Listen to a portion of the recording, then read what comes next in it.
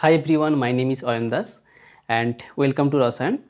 So today I am going to start a video series on the MCQs of chemistry from class 11th and 12th level. Okay. So basically this video can be useful for those students who have already completed their syllabus of class 11th and 12th and prepare for any type of competitive exam. सो ज़्यादातर मैं theory के बारे में discuss नहीं करूँगा इस video में। MCQs को कैसे हम लोग आसानी से सॉल्व कर सकते हैं इसके बारे में हम लोग देखेंगे। ओके, तो चलो first question, which among the following will have the highest boiling point at 1 atm pressure. Options को देखो। क्वेश्चन आया है क्लास 12th सॉल्यूशन से।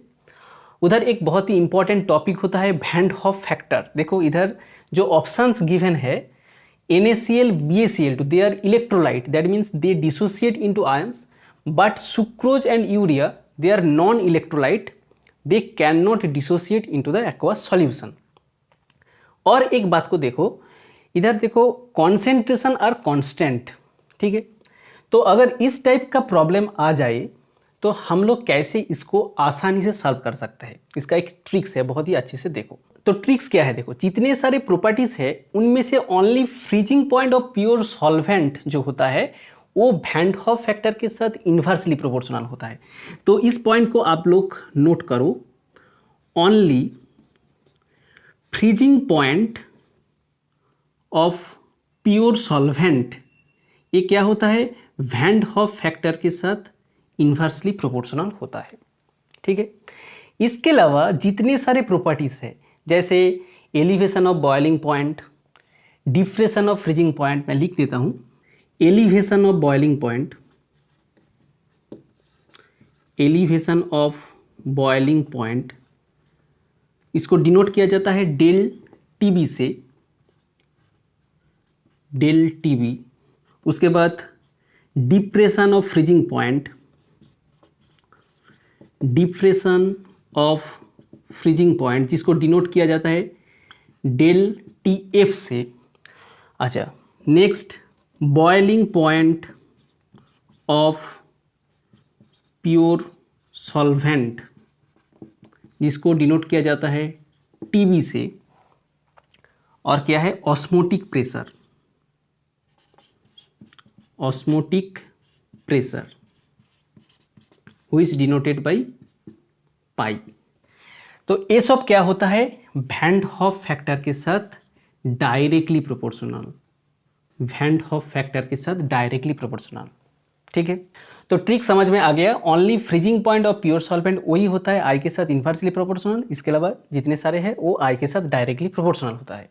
और एक कब होता है, जब concentration of all solution are constant. देखो इधर जितने सारे कॉन्सेंट्रेशन है वो क्या है, कांस्टेंट है। अगर कॉन्सेंट्रेशन डिफरेंस है तो we can not apply this formula.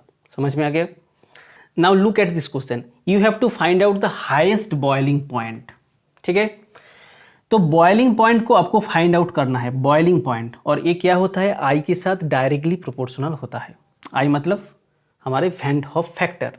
Now look at this first option, क्या है, NaCl है, it dissociate like Na plus Cl minus, give 2 ions, that means इसका वैन हॉफ फैक्टर क्या होगा, 2।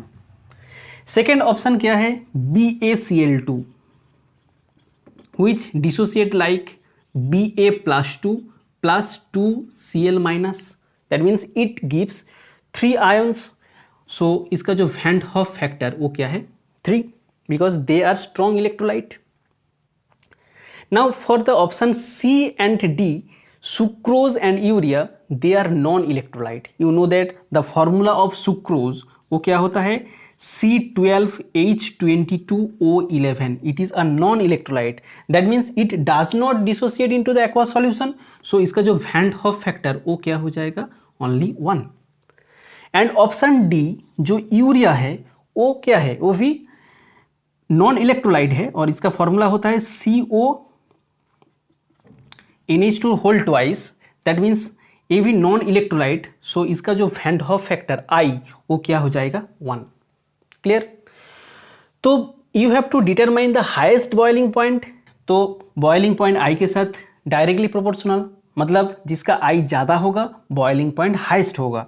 तो हमारा राइट आंसर आई सबसे हाईएस्ट है 3, कहाँ पर, ऑप्शन बी में, तो option B is the right answer.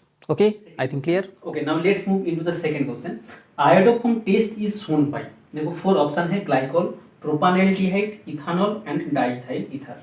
ठीक है, तो कौन सा organic compound positive iodoform test देते हैं और कौन सा ऑर्गेनिक कंपाउंड आयोडोफॉर्म टेस्ट को नहीं देते हैं, तो इसका एक डिटेल्स वीडियो मेरे यूट्यूब चैनल में है, मैं आई बटन में दे देता हूँ, इसको आप लोग चेक कर सकते हैं.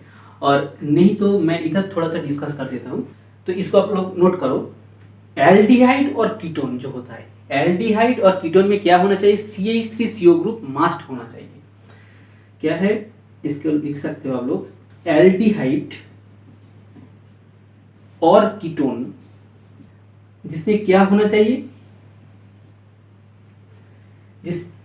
जिसमें क्या होना चाहिए, CH3CO ग्रुप मस्ट होना चाहिए. CH3CO ये वाला जो ग्रुप है, ये ग्रुप होना चाहिए आयोडोफॉर्म टेस्ट देने के लिए. अगर कोई एल्डिहाइड और कीटोन में CH3CO ग्रुप है तो वो पॉजिटिव आयोडोफॉर्म टेस्ट देगा. एंड अल्कोहल जिसमें क्या होना चाहिए, CH3CHOH ये वाला जो ग्रुप है ये होना चाहिए. If any alcohol contains CH3CHOH group, then it also give the positive iodoform test. तो आयोडोफॉर्म टेस्ट का जो टोटल डिटेल्स वीडियो है वो आपको मिल जाएगा मेरे यूट्यूब चैनल में, you can check it. Now let us solve this question by this tricks. First क्या है, ग्लाइकोल है. देखो ग्लाइकोल का जो फॉर्मूला होता है वो क्या होता है, CH2 बॉन्ड CH2 और इधर एक OH और इधर एक OH, दैट इज ग्लाइकोल. तो देखो ये क्या है, एक अल्कोहल है जहां पर CH3CHOH ग्रुप नहीं है, दैट मीन्स ये पॉजिटिव आयोडोफॉर्म टेस्ट नहीं दे सकते. क्लियर. नाउ ऑप्शन बी क्या है, propanaldehyde. Now try to make the structure of propanaldehyde, that is CH3CH2CHO, that is propanaldehyde. Now you can write it this CHO group like C double bond OH. ठीक है, तो ये क्या है, एक aldehyde है जिसमें CH3CO ग्रुप है क्या, देखो तो CH3CO ग्रुप है, कोई CH3CO ग्रुप नहीं है, that means this also does not give the positive iodoform test. Now see the ethanol. Ethanol क्या है, एक अल्कोहल है, तो इथानॉल का स्ट्रक्चर क्या होता है, देखो CH3CH2OH, ये क्या है हमारा इथानॉल का स्ट्रक्चर होता है. नाउ देखो इथानॉल में क्या है, CH3CHOH group present, that means it give the positive iodoform test. और लास्ट ऑप्शन में क्या है, डाइइथाइल ईथर. देखो ईथर का कोई नेम ही नहीं है इधर, तो डाइइथाइल ईथर का जो फॉर्मूला होता है वो क्या होता है, हमारा C2H5O C2H5 हो जाता है. ठीक है, तो वो क्या आयोडोफॉर्म टेस्ट नहीं देता है. ठीक है, तो मेरा राइट आंसर क्या हो गया, option C. Clear. Okay, now let's see the third question. Given electron would enter which of the following cell first, मतलब क्या है, कौन सेल में इलेक्ट्रॉन फर्स्ट एंटर होगा. तो आप सब लोग जानते हैं this question comes from this N+L rule. Okay, तो क्या करना है आपको, N और L को सम करना है. जहां पर N+L का वैल्यू कम होगा उधर ही इलेक्ट्रॉन फर्स्ट एंटर होगा, और अगर कहीं पर N+L का वैल्यू सेम आ गया तो जहां पर N का वैल्यू लोएस्ट होगा उधर ही क्या हो जाएगा, इलेक्ट्रॉन एंटर होगा. समझ में आ गया. तो look at this first option, the sum of N+L हो जाएगा हमारा क्या, 5 + 0 that means 5. Look at this second option, N+L 2 + 3 that means 5. देखो सेम हो गया. अच्छा, उसके बाद थर्ड ऑप्शन देखो 6 + 0 क्या हो जाएगा, 6 ज्यादा हो गया, कोई प्रॉब्लम नहीं. और ऑप्शन डी में देखो क्या है, 5 + 1 दैट मीन्स इधर हो क्या है, 6 हो गया हमारा N+L का वैल्यू. तो इलेक्ट्रॉन कहां पर फर्स्ट एंटर होगा, जहां पर N+L का वैल्यू लोएस्ट है. तो आइदर हो सकता है A और हो सकता है B. लेकिन देखो इधर क्या है, N+L का वैल्यू सेम हो गया, मतलब आपको क्या देखना है, कहां पर N का वैल्यू लोएस्ट है, क्योंकि सेम हो गया N+L का वैल्यू. देखो इधर N का वैल्यू क्या है, 5, लेकिन इधर देखो N का वैल्यू क्या है, 3 है, that means electron first enter into the B option, that means where n is equal to 3 and l is equal to 2. Okay, now let's move into the fourth one. Maximum in all content is in. Question कहाँ से आया है? Class 11th का जो GOC होता है, general organic chemistry, जहाँ पर एक बहुत ही इंपॉर्टेंट टॉपिक है टॉटोमरिज्म, जहाँ पर क्या क्या होता है, एक होता है कीटो फॉर्म, एक होता है इन ऑल फॉर्म। देखो इन ऑल इसका मतलब क्या है, जहाँ पर डबल बॉन्ड होगा इसके लिए इन है और उसके साथ OH होगा, मतलब नेक्स्ट कार्बन में क्या होगा, OH होगा।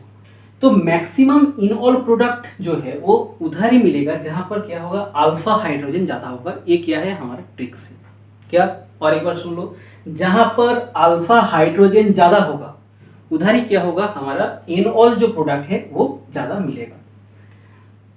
तो अल्फा हाइड्रोजन का मतलब क्या है, कोई भी फंक्शनल ग्रुप जिस कार्बन में है, नेक्स्ट कार्बन जो है उनमें कितने सारे हाइड्रोजन है। तो ये वाला जो कंपाउंड है इसमें टोटल अल्फा हाइड्रोजन देखो, इधर 3 इधर 3, मतलब 6 अल्फा हाइड्रोजन है। मैं लिख देता हूं 6 अल्फा हाइड्रोजन कंटेंट है हमारे ऑप्शन ए में। ऑप्शन बी में देखो, this carbon contain 3 alpha hydrogen and with respect to this carbon इधर 2 अल्फा हाइड्रोजन, और इधर देखो 3 alpha hydrogen. That means in this compound total alpha hydrogen is 3 + 3 6 and 8, मतलब 8 अल्फा हाइड्रोजन है। Now look at this compound which contain only 3 alpha hydrogen, क्योंकि ये वाला जो हाइड्रोजन है वो अल्फा हाइड्रोजन नहीं है, क्योंकि फंक्शनल ग्रुप के साथ ही ज्वाइन है। Alpha hydrogen means functional group जो है उसके बाद जो कार्बन है उसके साथ कितने सारे हाइड्रोजन है। तो इसमें 3 alpha hydrogen contain. And for the fourth option you see that इधर टोटल 3 और 2, मतलब total 5 alpha hydrogen containing compound is option D. तो ज्यादा अल्फा हाइड्रोजन कहां पर है, ऑप्शन बी में। तो ये क्या करेगा, मैक्सिमम इन ऑल प्रोडक्ट को प्रोड्यूस करेगा। So option B is the right answer. Okay, clear? Okay, now let's see the question number 5। Sublimation energy of I2 is 57.3 kilojoule per mole. देखो sublimation का मतलब क्या होता है, कोई भी कंपाउंड अगर सॉलिड से डायरेक्टली गैसियस प्रोडक्ट में जा रहा है तो इस प्रोसेस को क्या बोला जाता है, सब्लिमेशन। अच्छा, उसके बाद एंथैल्पी ऑफ फ्यूजन। फ्यूजन का मतलब क्या होता है, सॉलिड टू लिक्विड जो होता है उसको बोला जाता है फ्यूजन। तो उसमें क्या है, उसका फ्यूजन एंथैल्पी जो है वो क्या है, 15.5 kilojoule per mole. And you have to determine the enthalpy of vaporisation. देखो आपको इस 3 टर्म को अच्छे से समझना है। सब्लिमेशन का मतलब क्या है, सॉलिड टू गैस। फ्यूजन का मतलब है solid to liquid, and vaporisation का मतलब क्या है, लिक्विड टू गैस। ठीक है, तो आपको क्या करना है, द एंथैल्पी ऑफ वेपराइजेशन को डिटरमाइन करना है।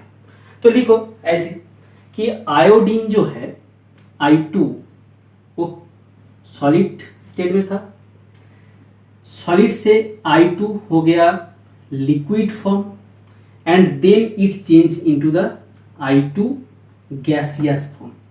क्लियर? अच्छा, एंथैल्पी ऑफ सब्लिमेशन गिवन है। एंथैल्पी ऑफ सब्लिमेशन का मतलब क्या है, सॉलिड टू डायरेक्टली गैस। तो सॉलिड टू डायरेक्टली गैस जो है इसका एंथैल्पी चेंज क्या है, del H is equal to क्या है, 57.3 kilojoule per mole. You have to write it. Clear?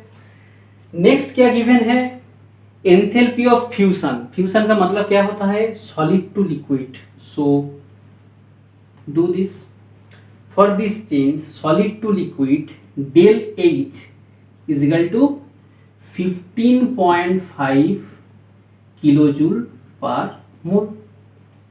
ठीक है, and you have to determine the enthalpy of vaporisation. Vaporisation का मतलब क्या है, the enthalpy changes during this process I2 liquid to I2 gas. That means you have to determine del H vap for I2. Clear? Now for these total changes you can write it. इधर जो sublimation enthalpy था del HS that equals to, एक यह था हमारा fusion enthalpy and vaporise enthalpy. So you can write it like that, del H जो sublimation है S equals to del H fusion plus del H vaporisation. देखो total जो process है वो क्या था, sublimation, sublimation del H S that equals to, ये क्या है फ्यूजन और ये क्या है वेपराइजेशन। ठीक है, now you have to determine the vaporisation enthalpy. So del H vaporisation that equals to हो जाएगा हमारा सब्लिमेशन एंथैल्पी माइनस क्या हो जाएगा fusion enthalpy. So you can write del H sublimation minus del H fusion. देखो sublimation enthalpy क्या था हमारा 57.3 that equals to 57.3 minus fusion enthalpy था हमारा 15.5। ठीक है, now if you minus this you get a positive value and it also the 41.8. so 41.8 is the right answer. Clear?